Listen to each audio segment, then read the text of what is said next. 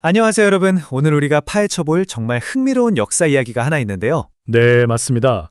원래는 왕이 될 운명이 전혀 아니었지만 결국엔 역사상 가장 위대한 성군이 된 한 어린 왕자 이야기입니다.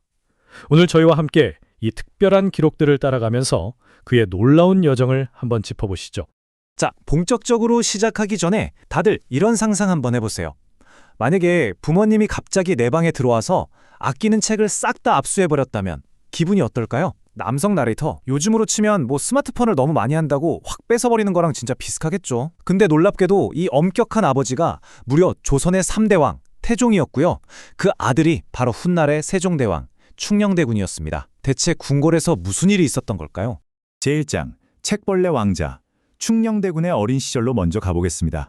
여러분, 충녕대군은 고작 8살이 되기도 전에 논어와 사자소학을 무려 100번이나 넘게 읽었어요. 그냥 눈으로 슬쩍슬쩍 읽은 게 아니라 이 책들을 아주 통째로 외워버린 거죠. 진짜 엄청난 암기력에다가 무서운 집념 아닌가요? 여형 나레이터, 근데 왕자는 대체 왜 그렇게까지 책에 집착했을까요? 솔직히 당시 어린 충녕이 살던 궁궐은 피바람 부는 숙청이 수시로 일어나는 엄청 살벌한 곳이었거든요. 언제 자기 목숨이 날아갈지 모른다는 그 끔찍한 불안감을 가라앉히려고 왕립서구를 일종의 피난처로 삼았던 겁니다. 맞아요. 형들하고는 다르게 조용히 자신만의 평화로운 길을 찾은 거죠.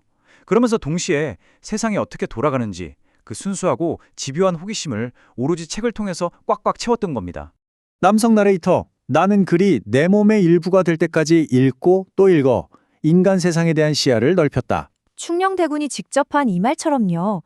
그는 그냥 활자만 훑어본 게 절대 아니에요. 책이 품고 있는 진짜 이치를 자기 것으로 완벽하게 소화할 때까지 파고들었죠.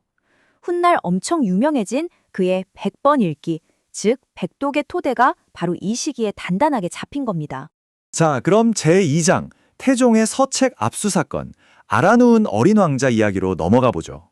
당시 실록에 적힌 태종의 걱정을 보면 진짜 재미있습니다.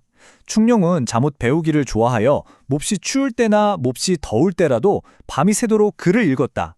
조선 최고의 카리스마를 자랑하던 그 냉혹한 군주 태종도 아들이 너무 책만 파다가 건강 상할까봐 전전긍긍하는 모습을 보면 그냥 영락없는 평범한 아빠 같지 않나요? 결국 충녕이 무리하다가 심하게 알아누워 버리니까 태종이 도저히 안 되겠다 싶어 특단의 조치를 딱 내립니다. 환관들을 아들 방인 동궁전으로 당장 투입시킨 거죠. 남성 나레이터. 그러면서 불같이 호통을 칩니다.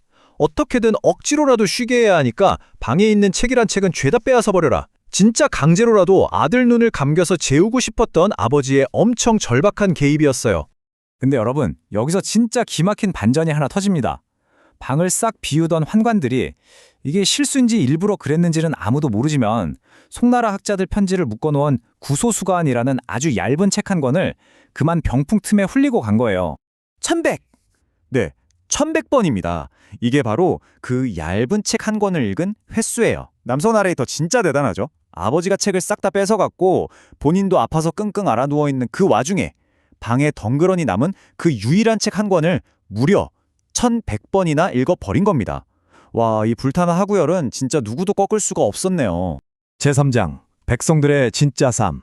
드디어 골박 세생을 마주한 왕자입니다.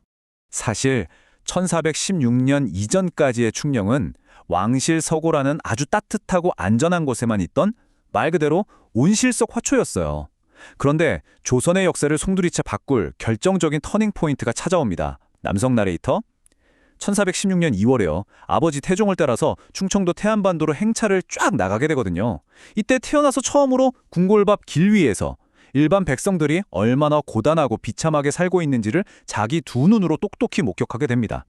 여성 나레이터는 궁궐안은 정치가 아무리 살벌해도 어쨌든 고상하게 학문을 논하고 배부르게 밥 먹으면서 따뜻하게 지낼 수 있는 곳이었잖아요. 남성 나레이터. 근데 궁 밖의 흙바닥 현실은 그야말로 180도 달랐습니다. 뼈가 부서져라 일하는 육체 노동에 지독한 가난, 그리고 하루하루 굶어 죽지 않기 위해 벌이는 처절한 사투뿐이었죠. 평생 책으로만 세상을 배웠던 우리 어린 왕자에게 이 극명한 차이가 얼마나 엄청난 충격으로 다가왔을지 짐작이 가시나요? 남성 나레이터, 바로 이 뼈아픈 순간에 어린 왕자는 머리를 한 대 맞은 것처럼 깊이 깨닫습니다. 아, 왕이라는 자리, 그리고 정치라는 게 이 세상에 대체 왜 존재해야 하는가 하고 말이죠. 네, 맞아요. 어릴 때는 툭하면 형들 행동 지적하면서 약간 잘난 체하기도 했던 그 오만함이 여기서 완전히 산산조각이 납니다. 그리고 그 빈자리에 가장 낮고 힘없는 사람들을 향한 그 전설적인 공감 능력이 싹트기 시작한 겁니다. 여성 나레이터 마지막 제4장 세상을 바꾼 독서 실천하는 지혜에 대해 알아보겠습니다. 군사라는 말이 있어요. 동양에서 꼽는 가장 이상적인 통치자의 모습인데요. 힘이나 칼로 군림하는 게 아니라 깊은 지혜와 덕으로 백성을 이끌어주고 든든하게 보호하면서 가르치는 진짜 리더를 말하죠. 걸밖에 그 처참한 세상을 직접 본 이후로 충령의 독서 방식은 완전히 180도 달라집니다. 단순히 지적 호기심을 채우는 게 아니라 고통받는 백성들을 진짜로 살려내고 구원하기 위한 아주 실용적이고 강력한 무기로 진화한 거죠. 여성 나레이터, 그는 책에서 배운 지혜를 차가운 권력 휘두른 데 쓰지 않았어요. 대신 따뜻한 현실 정책으로 쫙쫙 바꿔나갑니다. 자기 집 노비를 학대하고 괴롭힌 고위 관료는 지위고하를 막론하고 가차없이 엄벌에 처했고요. 남성 나레이터, 궁중에서 일하는 천민 여성 노비들에게는 그 시대엔 상상도 못할 파격적인 출산 휴가를 주고 심지어 남편한테까지 아내 돌보라고 한 달짜리 간호 휴가를 줬습니다. 또 백성들의 가난을 어떻게든 끊어보려고 신하들을 붙잡고 밤새도록 끈질기게 토론하기도 했죠. 여성 나레이터, 게다가 병역 큰 막내 동생 성령대군이 홍역에 걸려 사경을 헤맬 때는 본인이 직접 의학서적을 뒤져가며 약을 다리고 지극정성으로 간호까지 했어요. 충령에게 배움이라는 건 철저하게 다른 사람을 향한 따뜻한 실천 그 자체였습니다. 남성 나레이터, 오늘 우리는 방구석에서 책만 파던 고집스러운 소년이 어떻게 밖으로 나와 백성을 구하는 위대한 군주로 거듭났는지 쭉 따라가 봤습니다. 마지막으로 여러분께 이 질문을 하나 꼭 던지고 싶네요. 여성 나레이터, 여러분도 매일 무언가를 새롭게 배우고 지식을 쌓고 계실 텐데요. 그 배움은 오로지 나 자신만을 위한 건가요? 아니면 세상을 조금이라도 더 나은 곳으로 바꾸기 위한 건가요? 배움의 진짜 목적이 뭔지 한 번쯤 곰곰이 생각해 보게 되죠. 오늘 저희가 들려드린 이 이야기가 여러분께 작지만 의미 있는 영감이 되었기를 바랍니다. 함께해 주셔서 감사합니다.